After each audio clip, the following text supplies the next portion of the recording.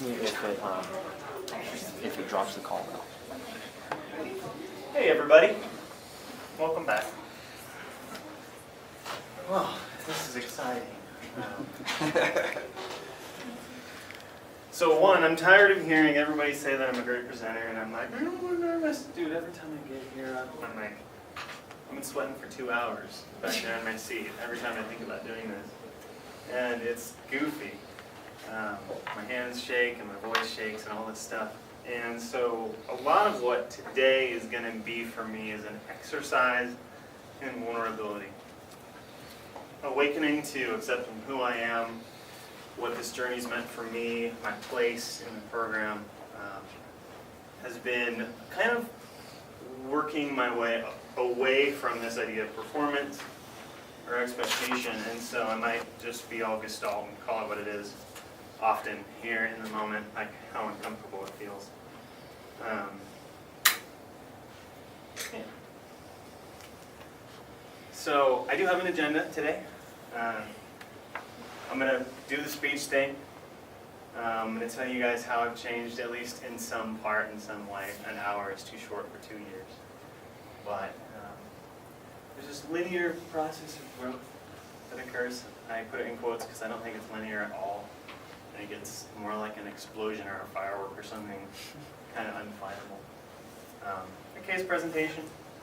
And then this is like my last chance to terminate with you guys. So, but what I really want to do, I want to tell stories. I want to tell my story. I want to tell a story about a client, and maybe along the way, the story will include all of you and what you've been through. Because if I can just be myself, be seen and heard. I heard a quote a couple months ago that keeps rattling around in my head, that to be seen and to be heard is the same thing as being loved. So I'm going to try and be seen and heard. So way back, not that I'm old or anything, but I was raised in a family that taught me that love equals healing. And that's at the heart and center of my value systems, the heart and center of my faith. My dad taught me growing up that love gives a choice. He says if you ever feel like you don't have a choice, that person's probably not loving you very well.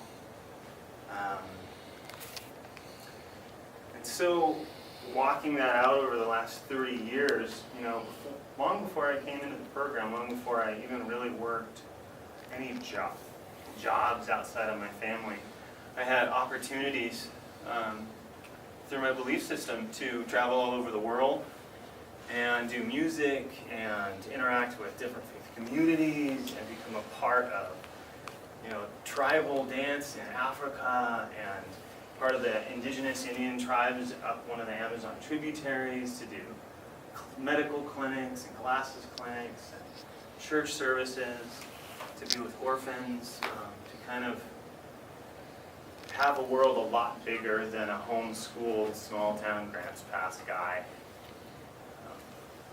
maybe deserves. Every time I came back from one of these non-United Statesian experiences, I would be like, oh, I have to sell everything I own and go into a monastery. We're all wealthy and it's disgusting. And it was really good for me to learn that I needed to give. So I think, I've always known that I love people and I love to be loved by people. I'm a super extrovert, love customer service. Because I'm gregarious, people like to put me in leadership positions and like to come talk to me over coffee and stuff, and that's cool. I love that. But it also puts me in a position of thinking that I have a lot to offer sometimes. And so I was like, oh, I'm going to be a teacher. I'm going to shape and mold the minds of the next generation because they're important too.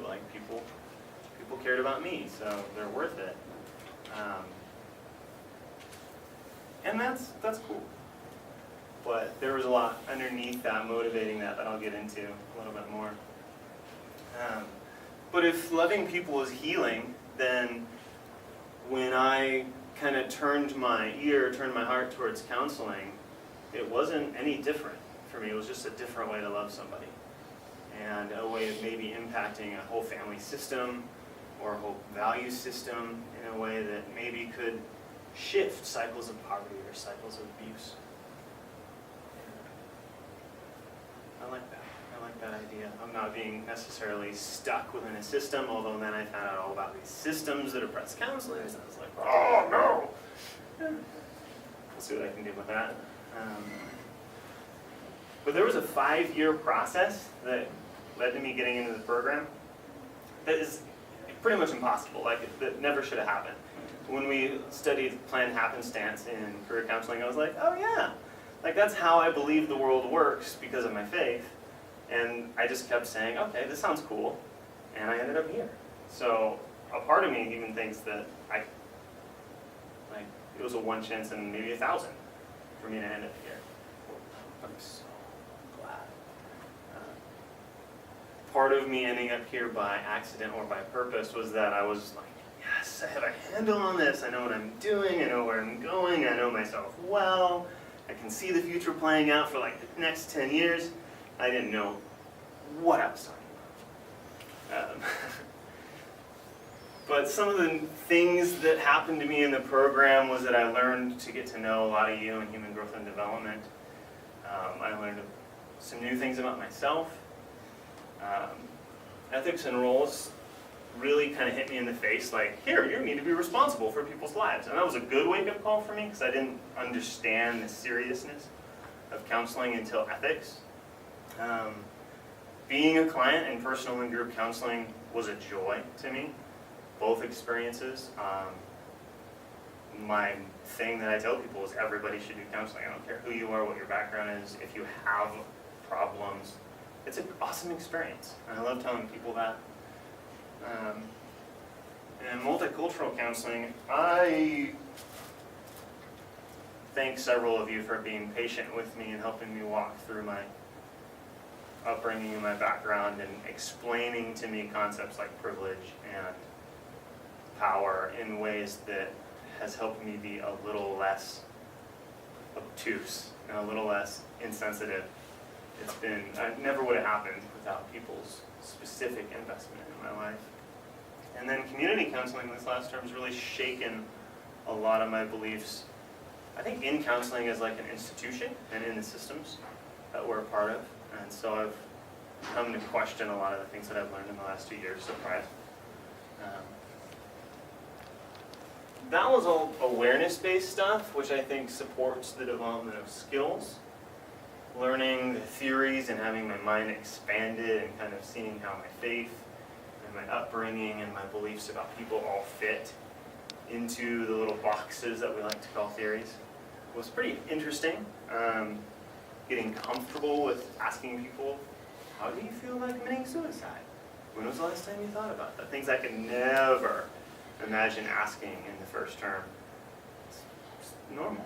And one of the things that I struggled with in preparing this presentation was taking things for granted. Like, oh yeah, I've learned this and this and this, and trying to remember what it was like 2 years ago, what I didn't know. It's just become like so much bread and butter of my thinking that pulling the differences apart is difficult for me. That's why I made this slide. Dominic, in advanced psychopathology, you made me question the DSM and ask really big theoretical and philosophical questions about the systems we work within. And that was really helpful for me. It was very helpful. Because I think there needs to be people questioning what's going on. You know, one of the reasons I decided not to be a teacher is because I thought if I'm in that environment, I'll get fired. And now I'm kind of in the same place. I feel like if I go out into an agency world and am truly myself, I'll probably get my ass fired. But it's okay.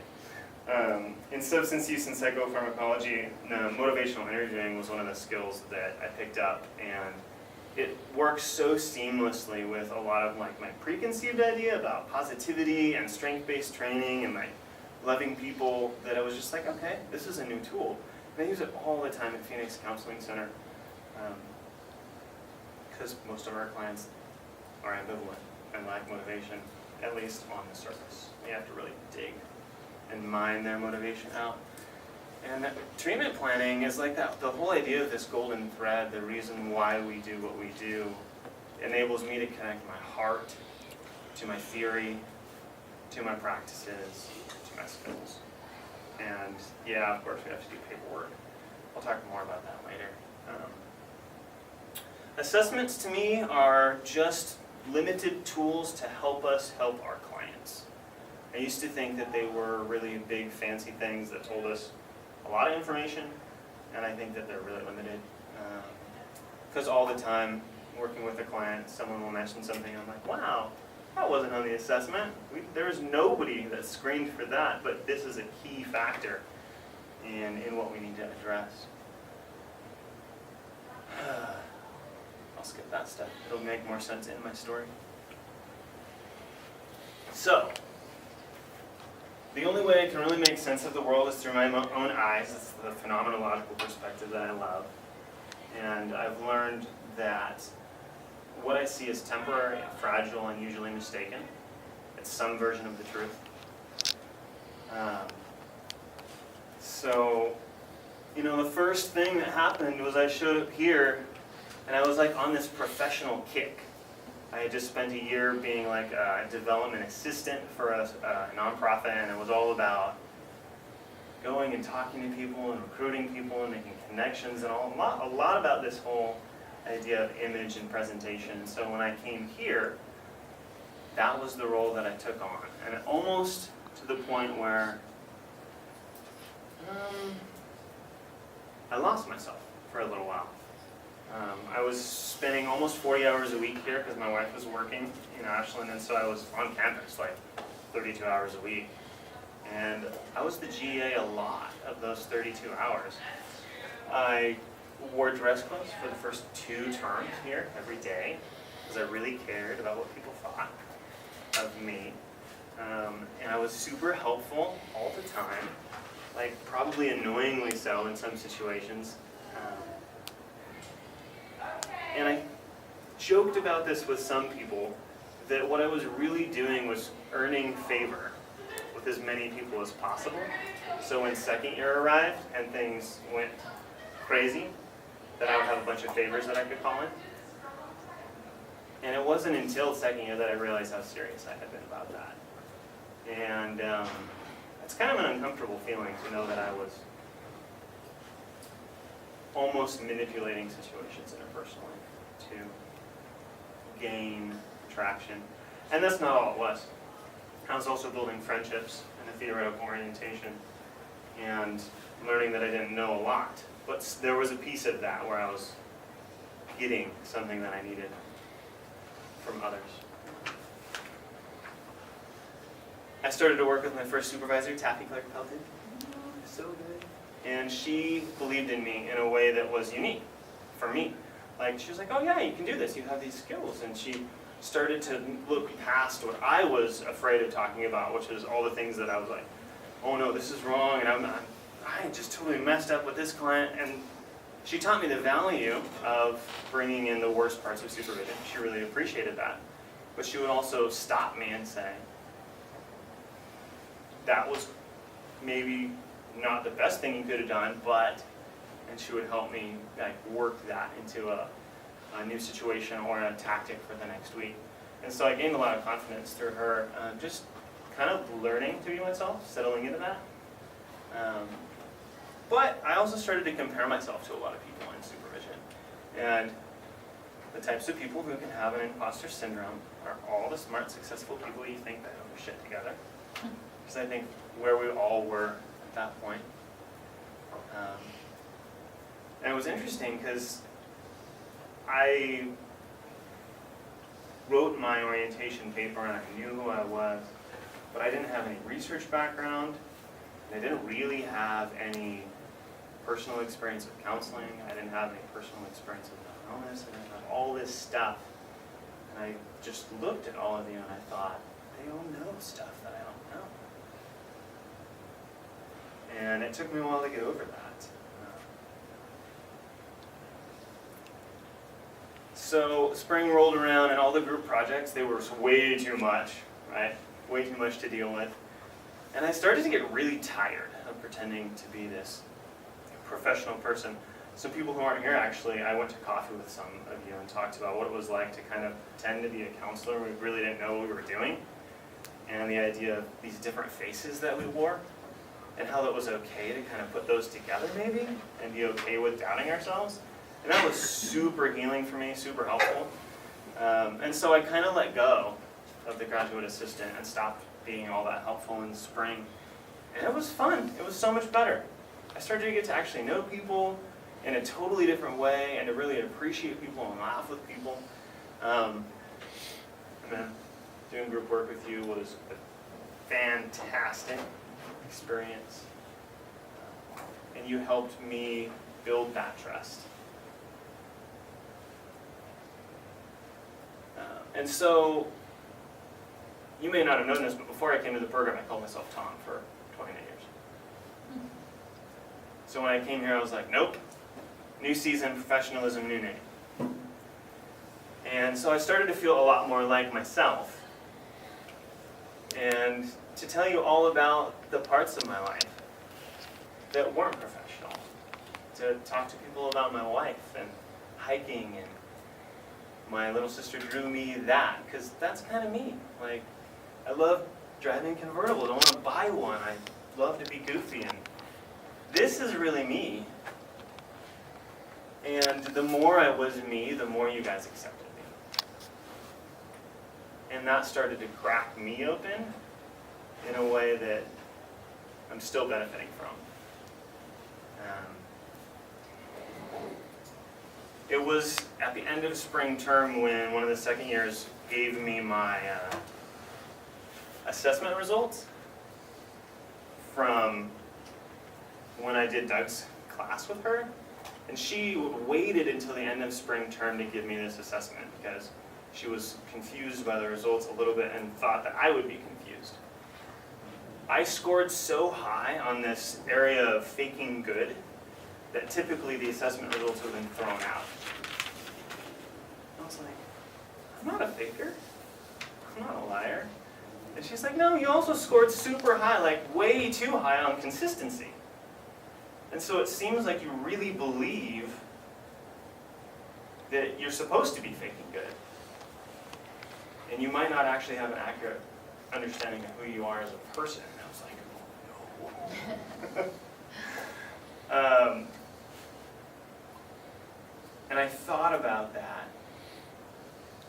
And I realized that over the last 4 or 5 years, as I kind of created my own life, that there was a pattern of me listening to my spouse and my parents and my coworkers and my friends and letting them influence and push me into a person that I just wanted to be a good person. I wanted to meet their expectations. I wanted a performance.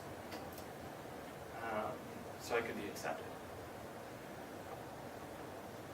And while I was writing this, I realized that's why I went to Phoenix Counseling Center, which was a big surprise to me.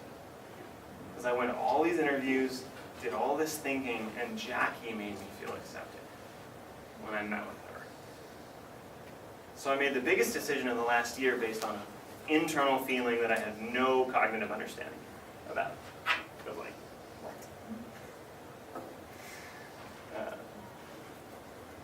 That was interesting.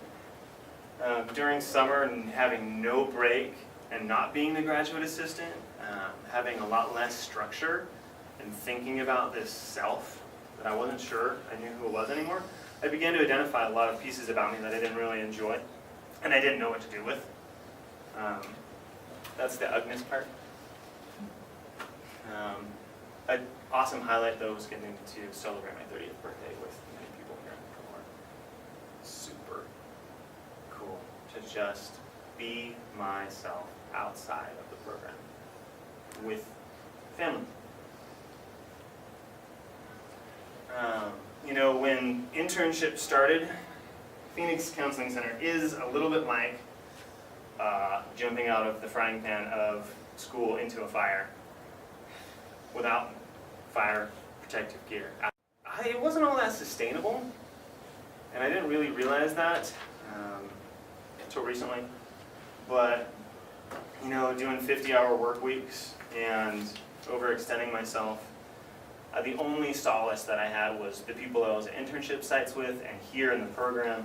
And it was so nice to be able to, whenever I needed to, call someone, message someone, and just hear that, oh yeah, that's our life. It's normal. You're not weak. You're not strange. So that validation. Didn't really answer why I was so overextended, but the willful ignorance part of just not being aware of everything and just pushing through in the second year came back to bite me. And I still kept comparing myself all the time to everybody around me. So apparently those habits die hard. And I'm not out of that yet.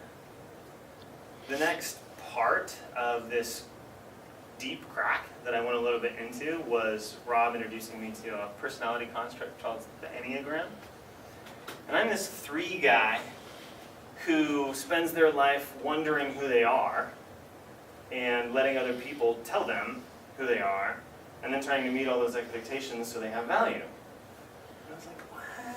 There's like a name for it? That's super annoying.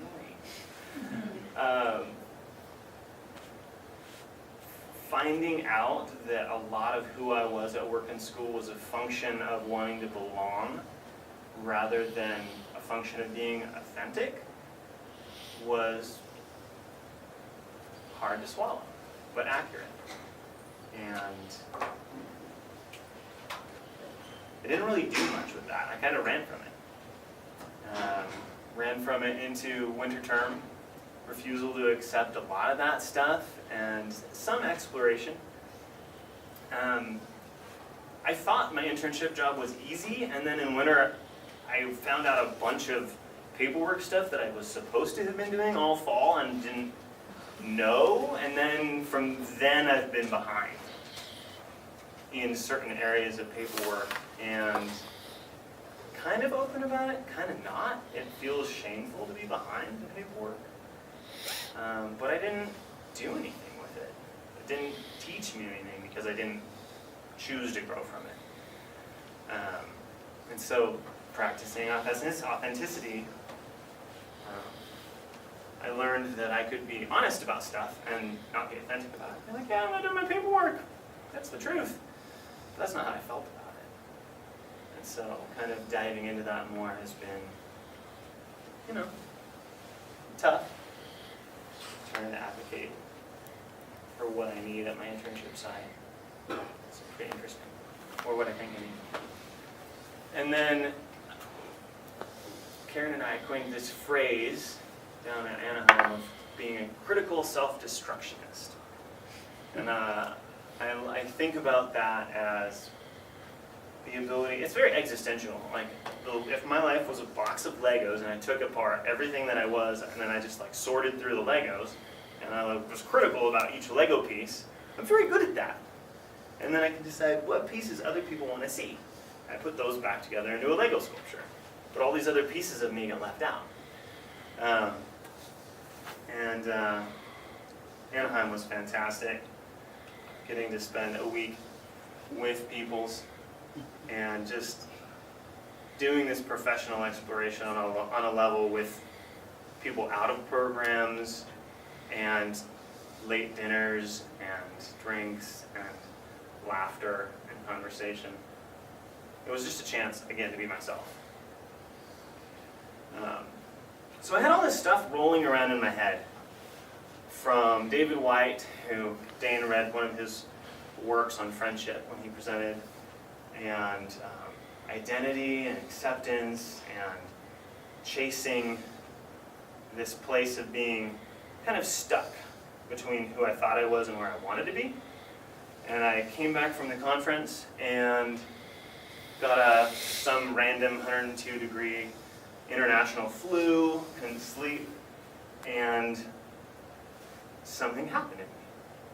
I wrote a poem. And it actually, I think it's like one of the best descriptions of my theoretical orientation that I could come up with even though I didn't know what I was writing. I was fevered.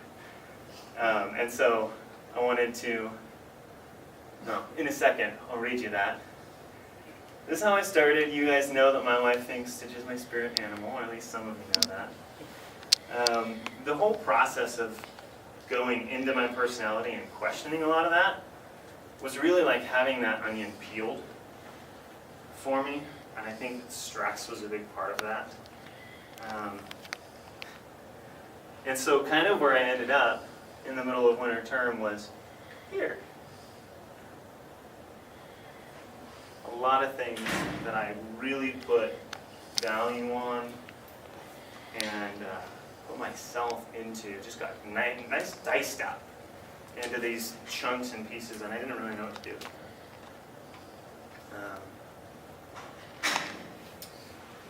One of the things that I did because of my upbringing was I ran into spirituality. I found a new church home and really tried to connect what I was going through with my beliefs. And that helped a lot for me. But it was just a piece of the puzzle. Being able to talk to my friends and my family members too. To feel accepted. That's the deepest cry of a 3. To just be accepted by other people for who they really are, not for who we do or what we do. So, I didn't want to run from this existential crisis, but I did for pretty much the whole winter term. It stopped when I missed taking the CPCE. Felt like the whole universe just punched me in the face. Everything just fell apart in like 3 days. And I think that I need to stop basing my identity on what other people want or expect. I don't know how to do that. I think I need to stop running into work, into religion, into social connection to avoid pain. Don't know how to do that. I'll figure it out. But if I had to sum up the last 2 years of being here, it would be humbling. I wasn't aware of how much pride and desire to be seen by other people that I really had.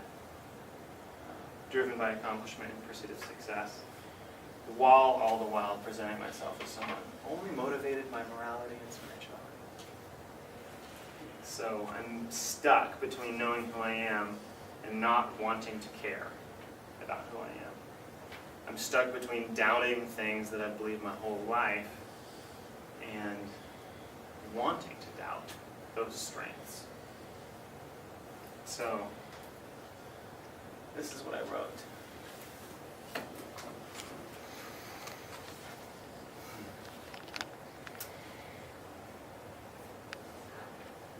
Your feet planted in ripples. I am drawn toward you in the in-between. Whipping through your hair, I brush your skin. Making white caps scintillate on the edge of your vision, and cascading you respond to the wind. I'll find you walking through oceans of sand. No footprints, few traces of the others you've been. A mirage for your visage, you fade from my mind. A waking dream, madness, where perception turned passion. I'll find you in the in-between. Young trees advance from forest to meadows, seeking independence from old venerable fellows. In open acceptance, life reaches for the sky, never hesitating to open your eyes.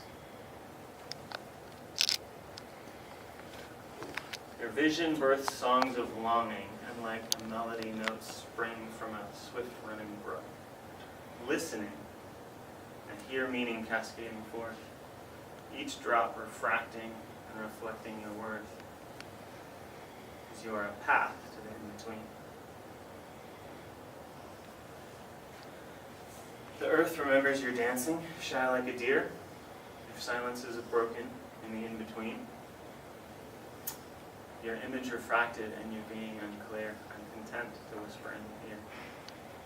I'll find you between earth and sky, always wild, in the in-between.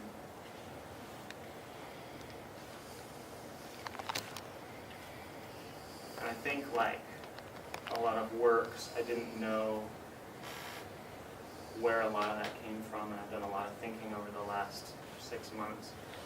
But to me, the in-between is this, what's in the room right now, between me and all of you. A relationship, a history, an understanding. It's what happens between a client and a counselor. And it sometimes feels like tension. It sometimes feels like truths or paradoxes that don't agree and pull on each other. It feels like spirituality to me. It feels like marriage to me. It feels like friendship. It's a lot of these things. But when I brush away all the trappings of tools and theoretical beliefs and constructs, this is what I want my therapy to look like for the rest of my life. This connection that I have with another human being where they feel something that they've never gotten or maybe don't understand fully, but there's a connection between them and I that means something, that opens a door of opportunity for them to walk through into growth. That line, I'll find you between earth and sky, pays a little bit of homage to David's wife. David's wife, when he talks about a horizon where you can walk and the sky meets the earth, and you'll never get there. You're always on a journey to where those two impossible things meet, but it's a goal that I can walk towards forever.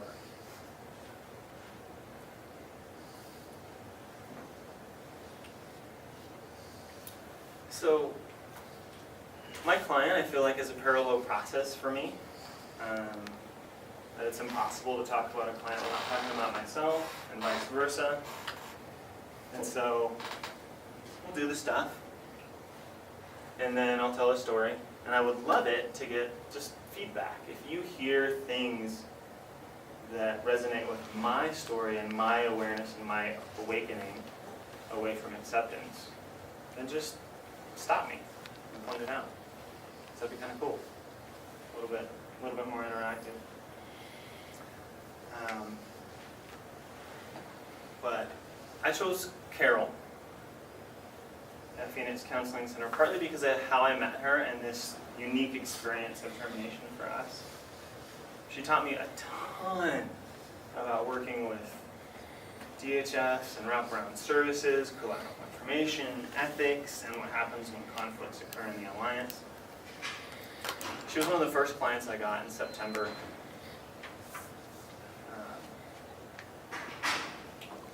Hold on, that's the story.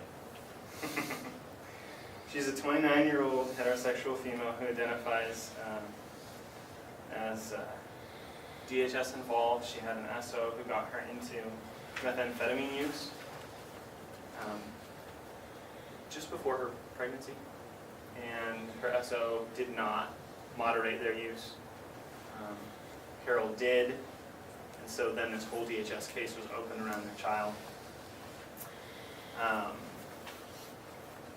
judgment is excellent in assessing others and not very good at assessing herself.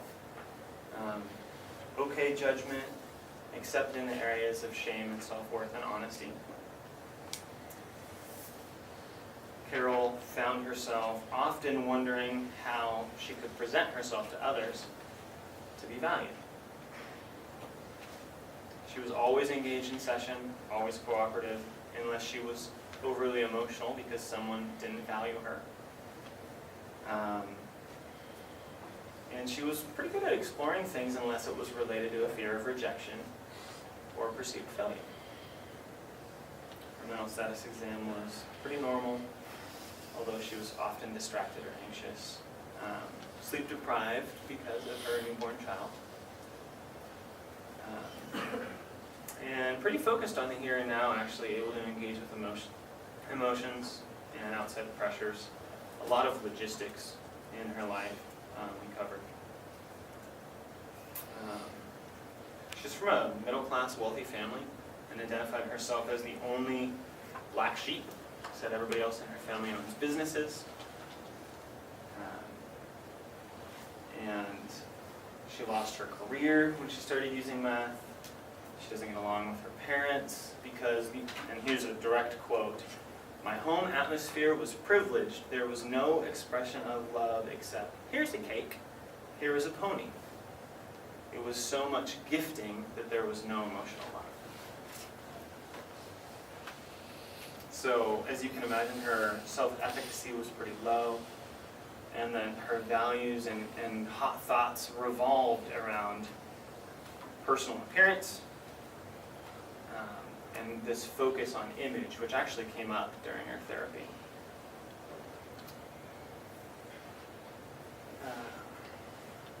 Her primary diagnosis at Phoenix Counseling was amphetamine dependence, which in those 26 and older is like a 6.5 lifetime prevalence rate coming from SAMHSA.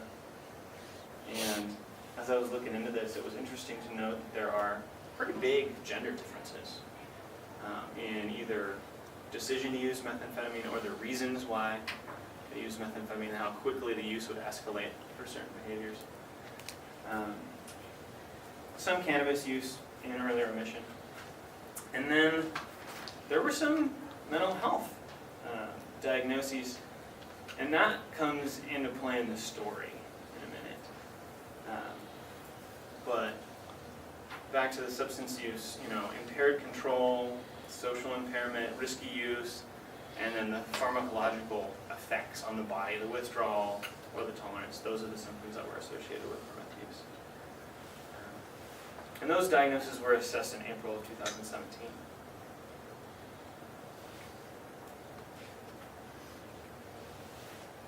But when I started working with Carol, her counselor had just gone on leave at Phoenix Counseling Center, so one of my first clients was just handed to me. Like, here, this person's been working with another counselor for 4 months. Just have fun.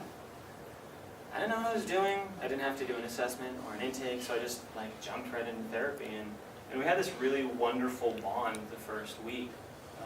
Deep emotion, being present in the moment. And, it became clear that she was willing to work on some pretty deep things. So being kind of like motivational interviewing and strength-based, to sort of looking at what protective factors she had in her life. Then we jumped into looking at emotion regulation and relapse prevention and identifying triggers like we do at Phoenix Counseling Center. But she was almost exclusively viewed as an addict because we weren't really working off of the mental health diagnosis piece at Phoenix Counseling Center yet. So a lot of the traction that I gained in therapy with her was just simply talking to her about what she really wanted to talk about, her values and what she wanted to have happen in her life. I was introduced to the DHS caseworkers and the housing people and the probation people, and this was kind of my introduction into the world of case management that I didn't know I was going to have to do at Phoenix Counseling Center. Surprise!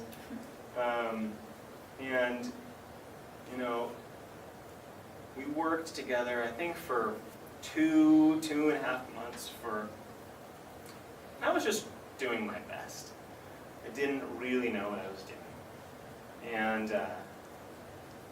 And we hit this place where I was like, you need to find where you feel safe, where you feel like you can pull back from experiencing your emotions or your anxiety. And she said, oh, whenever I go ride with my horse, I feel safe, like being in a barn, that the whole rest of the world is hidden from me. And so we began practicing meditation and her accessing that in therapy. And she was still so frustrated because she didn't have control over that feeling.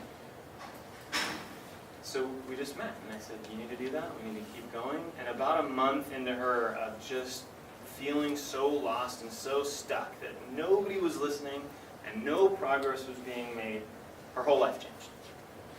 She got sober housing for free. A PhD came and did a free session with her at one of her DHS meetings. And then she asked if she could bring her father for a session because she was living with her parents at the time, DHS approved guardians for her child. And so whole attitude also changed. She had persevered and been committed to this vision of herself that she wanted to see, even though it wasn't felt internally, and then it'll happen for her. And so it's kind of like seeing ACT in action. You know, accepting where she was, being committed to a future, and then having it arrive for her. It was pretty neat.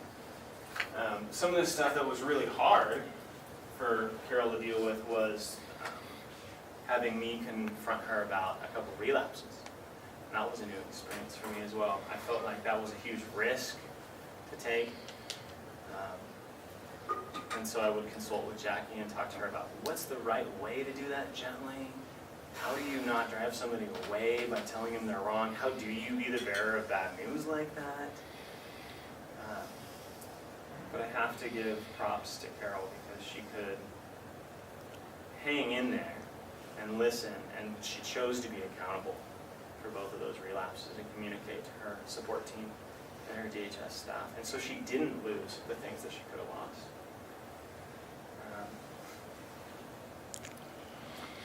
I feel good about working with her, even though the way that our relationship ended was, I said, my schedule is changing for school.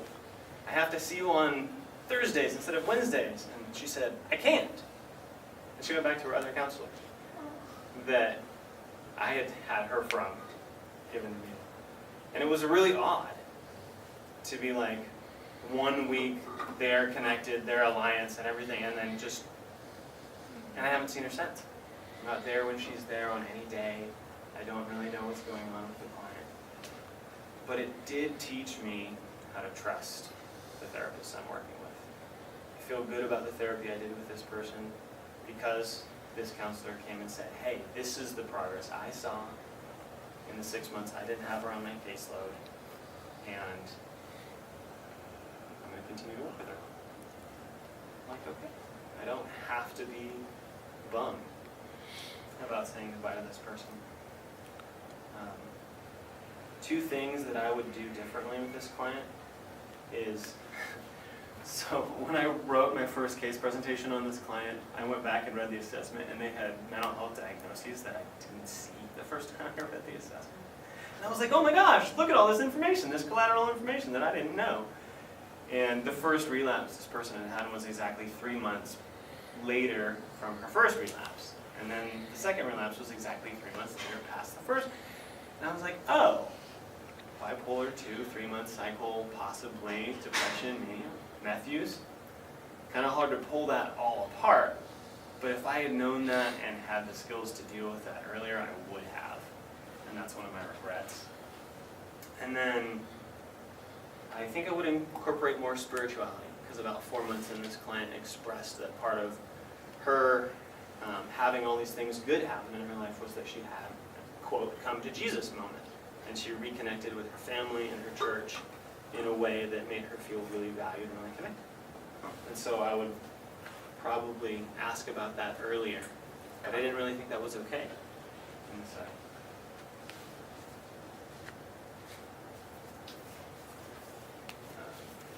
a lot of the countertransference, I didn't know what I was feeling until afterwards. So now I have distance from this client, dealing with image, dealing with other people's concern about your activities and your performance.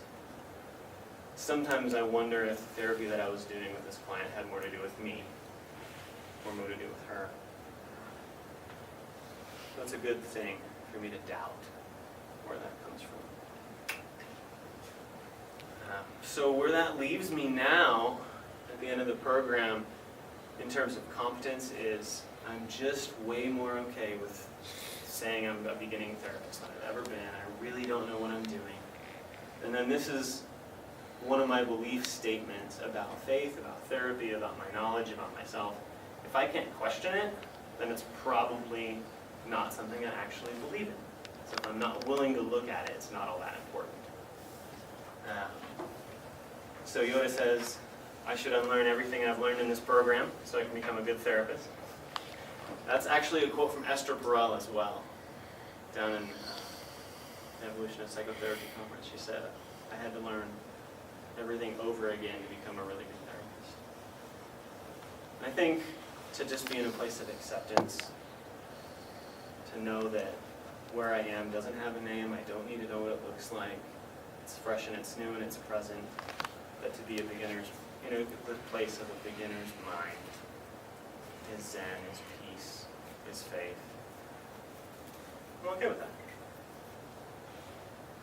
Yeah, to be open, to be okay with who I am, to be vulnerable. So.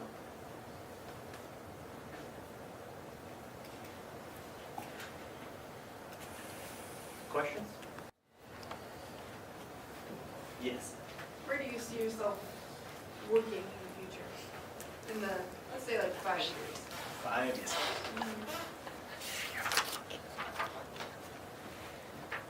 The dream would be a small community practice with a holistic approach, being a marriage and family therapist there in among a bunch of colleagues, aware of nutrition, aware of structure, aware of systems, doing that part-time, maybe doing some private practice, but being a community advocate.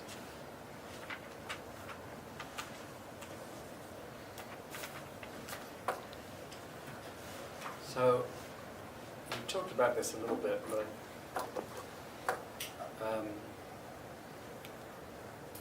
I can tell you from experience, having beginner's mind is not easy when you're an Enneagram type 3. Awesome. Because you have to know it all. So how are you handling that now? Not well. I mean, the last 7 weeks of spring have been pretty brutal. I don't know how I would be doing if it wasn't for my wife and for my friends and for my faith. Like, I've got at least some anchors, but it's pretty interesting to have this level of doubt in my ability to be a competent therapist, and my ability of knowing the right skills and techniques, and be graduating. It's weird. I want to stay in consultation, I know that much. But I would say that that beginner's mind is what makes a great therapist.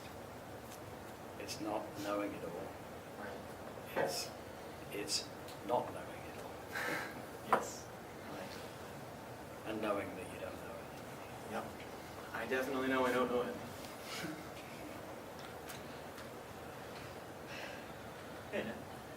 What do you think you're going to do, or what you plan on doing to continue just your own personal development? Given that you plan to acknowledge, like, I've grown in this program, what would you do next? Well, I think onions have a lot more layers, so I'm going to keep cutting and see what happens, even if it makes me cry. I want to do the consultation group this summer with as many people that are going to stay in the area as possible to get those perspectives that are outside of myself. Because I know more than I did 2 years ago that some of what I think about myself is really not quite true. I want to get back into professional therapy as a client. And I have a lot of reading to do. A lot of reading. That's not a textbook. That's particular towards personal growth and specific ways of thinking about clients and doing therapy that I'm interested in. Answer your question? So, obviously it's clear from your presentation there's been a lot of self-discovery, some of it challenging along the way, challenging your idea of who you are. You just mentioned about getting back into personal therapy. So have you been able to have personal therapy while you've been going through apart from the 10 hours you had to do at the beginning or whatever? And do you think you would have benefited if you had? Yes, I would have benefited. One of the realizations I had earlier this term was that I was getting a lot of validation from my family and the cohort. But we were all going through the same stuff.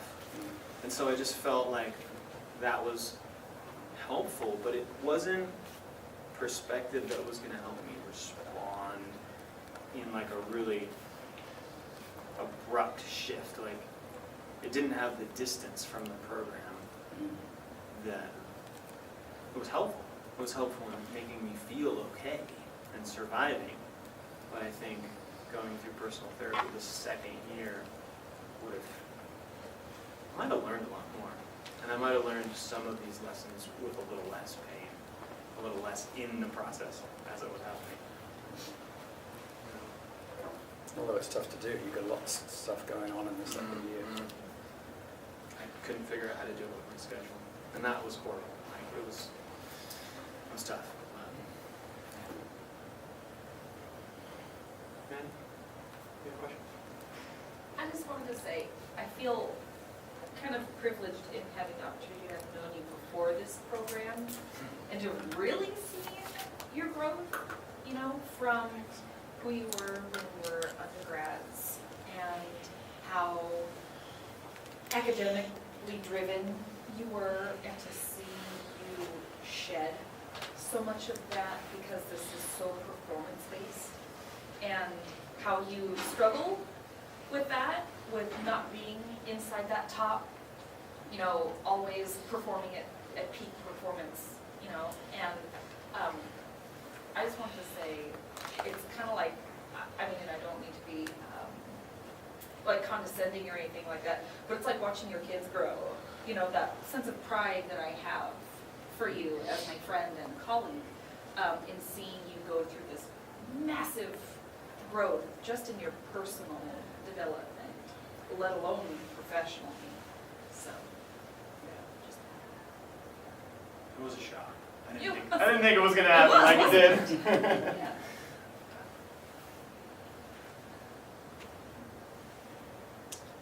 Anything else for Thomas? I wanted to read a quote from Tolkien to you guys. Bilbo, when he's saying goodbye, says, "I don't know half of you half as well as I should like, and I like less than half of you half as well as you deserve." Which is a short way of saying, I wish that I had had way more time to spend with all of you, because I think that's where a lot of the change came from was the in-betweens.